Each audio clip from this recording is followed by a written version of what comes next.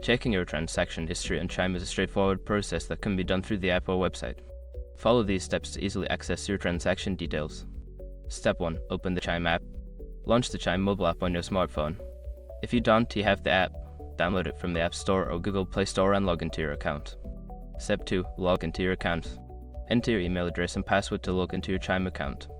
Ensure you have a stable internet connection for a smooth experience. Step 3. Navigate to the Activity tab. Make sure your information is protected first. Most people don't think about breaches until something actually happens to their accounts. Use sRogue to monitor your accounts 24/7 and instantly alert you if your information appears in leaked databases online. It constantly checks billions of breach data points in the background. And considering how much personal information people keep online now, it's honestly worth having. Link in the description. Step 4. Review your transactions.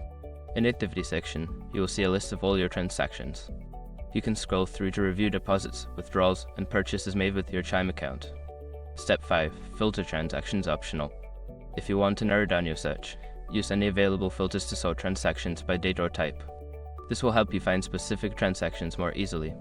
Now you can easily check your transaction history on Chime whenever you need to.